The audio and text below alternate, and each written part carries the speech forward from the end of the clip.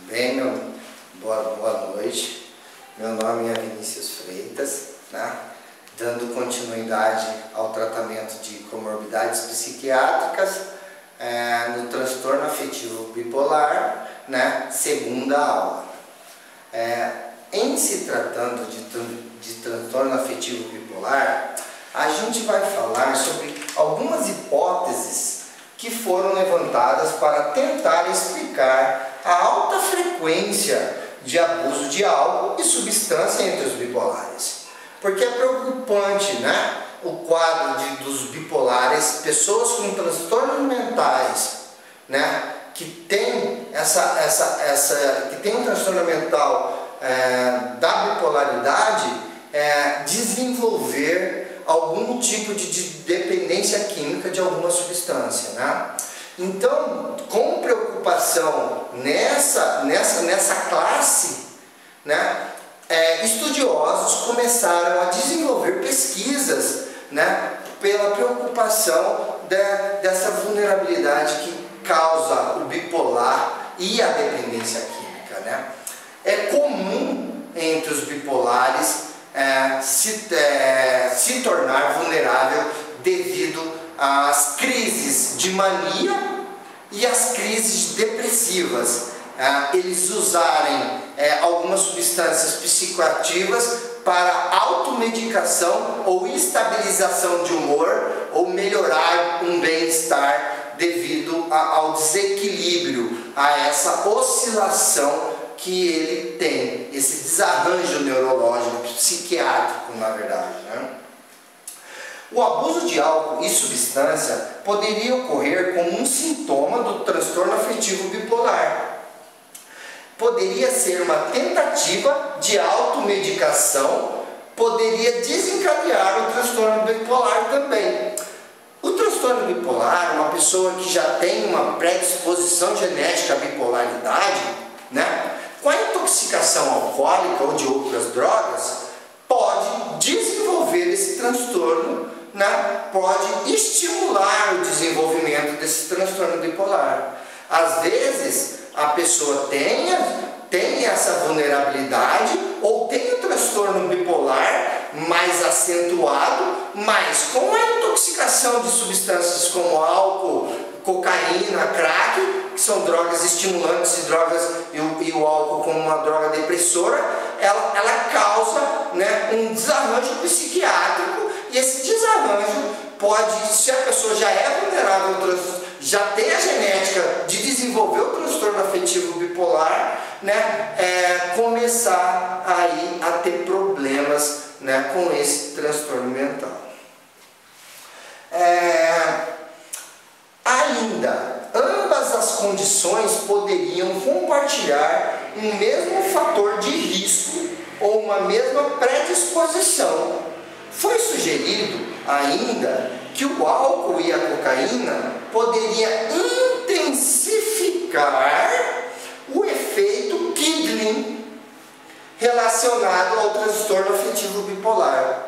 Eu vou dar uma parada para explicar o que é o efeito Kidling. Para quem não conhece, o efeito Kidling é a sensibilização da célula neurológica para a recepção desses estímulos, desses transmissores da cocaína e do álcool. Por exemplo, uma pessoa que tem um efeito Kidling, se ele tem uma intoxicação de cocaína, ele com um pino, com uma pequena unidade, com uma unidade de cocaína, ele já tem efeitos de paranoia, já tem efeitos muito mais intensificados do que uma pessoa que não tem essa sensibilização, que está no início do uso. Por exemplo, uma pessoa que tem transtorno afetivo bipolar, quer dizer, Vinícius, que você está falando que uma pessoa que tem transtorno afetivo bipolar, ela já é mais sensível às células neurológicas para o efeito da intoxicação da cocaína? Sim. Né? Em se tratando, sim. Uma pessoa que não tem transtorno afetivo bipolar demora um certo tempo para ocorrer a neuroadaptação celular para chegar à sensibilização e e ocorrer o fenômeno chamado Killing, né? A pessoa bipolar, ela já chega a essa sensibilização com mais facilidade ou com mais rapidez. Isso é para vocês entenderem o que é o efeito Killing. Relacionado ao transtorno afetivo bipolar e ao aparecimento de sintomas psicóticos, então, quando você se fala em cocaína e álcool, crack, o transtorno afetivo bipolar, ele já nasce com essa vulnerabilidade, com essa sensibilidade psiquiátrica, né? Ele já é mais vulnerável, e com a intoxicação, com essa sensibilização, ele tem mais probabilidade de chegar a surtos psicóticos com mais intensidade. Também, né? Também aí já é um fato preocupante, porque o surto psicótico, ele causa prejuízos cognitivos muitas vezes irreversíveis. Postula-se que, em algumas situações, o uso de substância poderia desencadear sintomas afetivos em indivíduos vulneráveis. Quer dizer, esses sintomas torna-se um indivíduo vulnerável ao contato, né? Uma pessoa com transtorno afetivo bipolar, ao contato com o ambiente social, ela se torna vulnerável a complicações do seu convívio social, da sua função executiva e da formação da sua estrutura cognitiva, né? Propiciando aí a instauração de experimentação de substâncias psicoativas. Nesses casos, o uso de substância seria anterior ao aparecimento dos sintomas do transtorno afetivo bipolar. O abuso de substância parece preceder o aparecimento dos sintomas afetivos em cerca de 60% dos casos. Quer dizer, geralmente a pessoa tem um transtorno afetivo bipolar, mas quando ele começa a intoxicação de álcool ou drogas como cocaína e crack, esse efeito é potencializado, há essa neuroadaptação, há essa sensibilização, e aí as pessoas começam a perceber esse desequilíbrio, porque ele fica sensível e começam os sintomas a ser mais agressivos, ou mais grosseiros, ou mais aparentes de desequilíbrios. Ele começa a perder o controle. Se antes ele tinha um transtorno afetivo bipolar, né, mais controlado ou mais socialmente, né, regular, né, aonde não precisou de intervenções medicamentosas, ele começou a se intoxicar com álcool ou cocaína e crack, causando essa sensibilização rápida, né? Aí veio o aparecimento do transtorno afetivo bipolar após a intoxicação, porque essa intoxicação, né, estimulou e prejudicou e agravou o caso do transtorno afetivo bipolar, chegando aí o paciente a ter prejuízos ao ponto de agora ele ter que tomar medicamentos farmacológicos, né? E também, no caso, né, o transtorno afetivo bipolar também tem uma vulnerabilidade de se tornar dependente químico muito mais rápido do que uma pessoa que não tem transtorno afetivo bipolar. Então é o caso aí, né, já, né, de uma comorbidade psiquiátrica cruzada, né? Ele tinha um transtorno afetivo bipolar, não era diagnosticado porque, entre aspas, ele não aparecia sintomas tão irregulares que apontavam tantos prejuízos que poderiam levar a um tratamento, né? Porque na sociedade tem uma falsa crença que psiquiatra sotraca tá doido, né? E não é o caso, né? Um psiquiatra ele orienta, né, e dá medicação se necessária, né? E também pode avisar, né, este paciente da bipolaridade dos efeitos, no caso de intoxicação, haver prejuízos no quadro psiquiátrico dele, ao ponto de chegar a situações irreversíveis e só manter o controle com medicação. Então, concluindo, né, em cerca de 60% das estatísticas, as pessoas descobrem que tem transtorno afetivo bipolar após a intoxicação de substância, por causa que no decorrer da intoxicação ele tem um efeito dessa sensibilização mais rápida do que uma pessoa que não tem um transtorno afetivo, né? Então ele pode chegar a esse Kidling, que é a sensibilização crônica, e aí chega o aparecimento do transtorno afetivo bipolar. Aí já está somado o transtorno afetivo bipolar, e dependendo do grau de intoxicação que esse paciente tem e dos efeitos sociais, comportamentais, neurológicos, físicos e mentais, também pode se constatar já também a dependência química, né? Vamos lá, dando continuidade. Ainda que em muitos estudos não se tenha avaliado de forma consistente o início dos sintomas prodrômicos ou subdrômicos do transtorno afetivo bipolar, em outros estudos foi identificado o início mais precoce dos sintomas do transtorno afetivo bipolar entre bipolares que abusam de substâncias em comparação àqueles sem estas comorbidades. Quer dizer, né, o álcool e a droga, eles potencializam e agravam as pessoas que têm os transtornos afetivos bipolares. Seria o caso de pessoas bipolares que têm esse transtorno, se não ocorrer intoxicação, ele levar a vida dele tranquilamente, né? Mas com a intensificação do uso, há prejuízos psiquiátricos ao ponto de se tornar irreversíveis e só manter aí com tratamento farmacológico e também esses efeitos, né, ele desequilibra ao ponto de a bipolaridade oscilar em tempos mais duradouros e com mais intensidades. No amplo estudo promovido pelo ICP, constatou-se uma discreta tendência, né, à sequência temporal de uso de substâncias, transtorno de humor, dependência de substância entre mulheres. Quer dizer que estudos, né, do ICP comprovam que pessoas com tendência de transtorno bipolar, transtorno de humor, se tornar vulnerável à instauração da dependência, tanto para homens quanto para mulheres.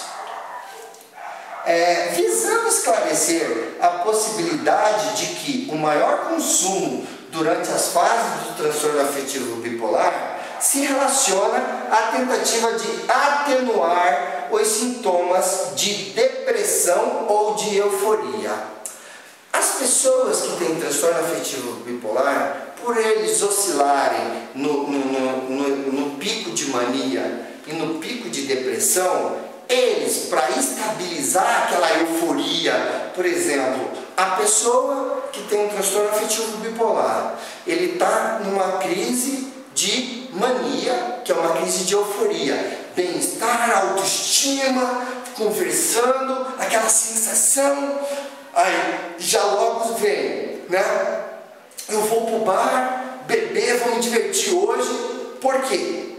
Porque ele está com a energia ativada, então ele sente a necessidade de fazer atividades. E se ele não tiver opções saudáveis, como fazer um exercício, ir para uma academia, ir para determinadas outras opções, se ele estiver dentro de um ambiente onde possa proporcionar, né, outras situações, ele vai buscar, não vou para uma balada, eu vou para um bar, e aí ele inicia a intoxicação, né, começa a beber, começa, né, a usar essa mania, aí ele vai beber, ele pode chegar a usar cocaína, né? Tanto que estudos comprovam que pessoas com transtornos bipolares, quando ele chega, ele é mais prejudicial no uso das recaídas, né? Quando uma pessoa tem transtorno afetivo bipolar e dependência química, as recaídas acontecem em maior número nos picos de mania, né? Do que nos picos depressivos, né? É na fase da euforia que o paciente, na euforia, bem-estar, aciona a estrutura cognitiva desse paciente, e esse paciente vem um pensamento automático na substância e ele já liga aí na euforia, bem-estar, mulheres ou inúmeras situações que ele tem no subconsciente de prazer, né? Bom, dando continuidade, observam-se que durante episódio maníaco, cerca de 25% dos pacientes aumentam de forma importante o consumo de álcool. Quer dizer, os pacientes bipolares, no período de mania, ele aumenta o consumo de álcool em 25%. Nos episódios depressivos, o consumo de alcoólico pode aumentar em cerca de 15% dos casos. O uso de álcool foi relacionado à tentativa de atenuar sintomas maníacos e depressivos nos estudos. Quer dizer, pessoa com transtorno afetivo bipolar, ele tem no subconsciente deste paciente uma ideia de que de automedicação, de controlar a estabilidade dele usando substâncias psicoativas, né? Como álcool, uma droga depressora, quando ele está muito agitado, eufórico, bem-estar, ou se ele está deprimido, né? Para melhorar aquele quadro de depressão. Pacientes maníacos aumentam o consumo de álcool em 32% dos casos, ao passo que apenas 10% dos pacientes deprimidos aumentam esse consumo. Quer dizer, na bipolaridade, o maior problema é na mania, mas não que em quadros depressivos não sejam uma área de risco. Tem também um aumento significativo, né, que é de 10 a 15% dos pacientes deprimidos. Aumentaram esse consumo. Numa amostra de 59 pacientes bipolares analisados, o consumo de cocaína pode aumentar durante a fase de mania ou hipomania, algumas vezes com o intuito de prolongar o estado de euforia. Quer dizer, o paciente está no bem-estar, né? Está passando da fase da bipolaridade, da hipomania, da mania, da hiperatividade, da comunicação, e ele, com o intuito de prolongar esse bem-estar, de permanecer mais tempo com esse sentimento, ele buscar drogas estimulantes como a cocaína e o crack. Também, né, a impulsividade e a falta de crítica características dos episódios de hipomania e mania poderiam também explicar o maior consumo de substância nessas fases, né? A mania e a hipomania está ligado à impulsividade. E se o paciente está no estado de energia, ele provavelmente, né, ele está impulsivo, então o sistema inibitório dele está reduzido. Então há um descontrole no sistema de recompensa cerebral, né, na fase de mania, aumentando a impulsividade e diminuindo o sistema inibitório. E quando isso acontece, né, o que devemos perceber?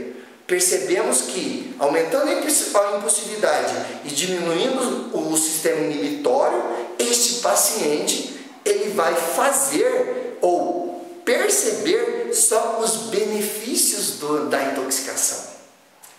ele não vai perceber os malefícios, porque ele está na euforia e na impulsividade, ele vai analisar os benefícios e o sistema inibitório não vai conseguir brecar agindo, né, conseguindo atuar aí, impedindo a realização dessa intoxicação, dessa euforia, dessa impulsividade.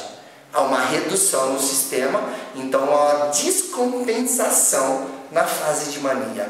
Por isso que o paciente com bipolaridade na fase de mania, ele está mais vulnerável a recaídas e a intoxicação.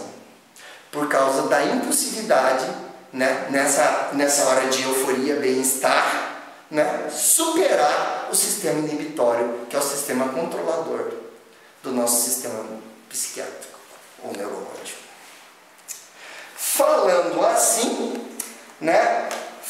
assim, outra hipótese sugere que o uso de substância poderia desencadear sintomas afetivos em indivíduos que, caso contrário, não os manifestariam. Quer dizer, vou até repetir. Outra hipótese sugere que o uso de substância poderia desencadear sintomas afetivos em indivíduos que, caso contrário, não os manifestariam. Nesse caso, o início dos sintomas seria mais tardio e a história familiar de transtorno afetivo bipolar não seria tão evidente. Os estudos mais recentes, destinados a avaliar os riscos familiares de pacientes bipolares, com e sem abuso de substâncias, apresentam resultados conflitantes. Chegamos num aspecto complexo, né? Aonde estudiosos, né, coloca que, porque a bipolaridade é uma doença genética, né, que vem genética, e que especialistas estão colocando que, dependendo do uso crônico de substância, este paciente pode desenvolver, mesmo depois do uso crônico, formar sequelas e ele se tornar um bipolar após a intoxicação. Há conflitos, né, nessas divergências, né, nessa doutrina, nesses estudiosos. Por quê? Né? Porque pode ocasionar. Porque, por exemplo, um paciente usuário de cocaína, ele na intoxicação aguda, o que ele vai sentir? O mesmo sintoma da mania: bem-estar, euforia, comunicação, fala, né? Ele vai sentir aquele prazer da mania. E no período que vai passando o efeito, que o efeito da cocaína ela dura de 15 a 30 minutos, né? Passando o efeito da cocaína, ele entra no primeiro estágio de abstinência. Qual que é o primeiro estágio de abstinência? O estágio chamado crash. O segundo estágio de abstinência é a abstinência propriamente dita. Abstinência propriamente dita. E o terceiro estágio é a extinção da abstinência. Então, quando o paciente chega no estado crash do transtorno afetivo bipolar, ele entra em quadro depressivo. Então você se percebe que com a intoxicação de cocaína, o paciente, em questão de horas, ele tem pico de mania e pico depressivo. Imagine-se você com uma intoxicação crônica de cocaína durante 10 anos, estimulando o seu cérebro para mania, depois passando o efeito da intoxicação, depressão. Há um desarranjo cerebral ocasionado desse fenômeno chamado neoplastia. Essa neoplastia vai ter um fenômeno chamado homeostase, que vai haver a volta do sistema, mas há sequelas. Por isso que há estudos conflitantes sobre paciente desenvolver, né, bipolaridade no caso de intoxicação crônica de substâncias psicoativas. Bom, em si falando, vamos agora partir para a fase das implicações.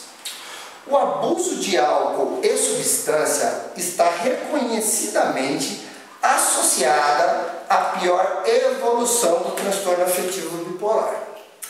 É pior resposta ao tratamento. Bipolares que apresentam essa comorbidade, por exemplo, abuso de álcool e substâncias, está reconhecidamente associada à pior evolução do transtorno afetivo bipolar e à pior resposta ao tratamento. Quer dizer, transtorno afetivo bipolar e dependência química é uma bomba relógio. Por quê? Porque eles têm dificuldade a entrar no tratamento, porque quando ele está em crise bipolar de mania, na euforia, vai afetar o sistema cognitivo dele de pensamento automático no uso de substância. Não vou falar muito nisso agora, porque isso daí vai ser na reunião de terapia cognitiva comportamental. E quando ele está em depressão, ele vai sentir a necessidade de alguma coisa para melhorar o mal-estar. Então, o paciente com transtorno afetivo bipolar, ele tem dificuldade, pior resposta ao tratamento, e ele tem dificuldade na evolução do tratamento. É um caso complexo, mas que, né, com a devida medicação, eu vou falar sobre o tratamento farmacológico daqui a pouco, aí vocês vão me entender melhor. Bipolares que apresentam esta comorbidade cursam com mais episódios, quer dizer, pacientes bipolares que têm intoxicação de substâncias, essa bipolaridade ela começa a se desregular, ela começa a vir com mais intensidade e com mais frequência. E cada vez mais fica difícil acertar a medicação neste paciente devido à intoxicação de substâncias. Como o médico vai acertar, estabilizar um quadro de um paciente psiquiátrico, ele se intoxicando com substâncias que podem estimular ou deprimir o sistema nervoso central? Vai haver todo um desarranjo neurológico e todo um desarranjo psiquiátrico. Então, é nesse caso, né, que apresentam essas comorbidades, cursam com mais episódios, quer dizer, uma intensificação dos episódios de crises, né, evoluem com mais frequências esses episódios, essa intensificação, e com ciclagem rápida, quer dizer, com um período de tempo menor, tem mais internações, quer dizer, os pacientes precisam ser internados, porque como que eu vou controlar a medicação, né, se o paciente não consegue ficar abstinente das substâncias fora de uma instituição? Então tem que internar para ele ficar abstinente, para estabilizar o quadro psiquiátrico da abstinência, da intoxicação aguda, para diagnosticar o transtorno afetivo bipolar, estabilizar o quadro psiquiátrico, que aí sim a gente entra com a medicação para ir regularizando, né, retornando a estabilidade psiquiátrica desse paciente. Tão complexo que é.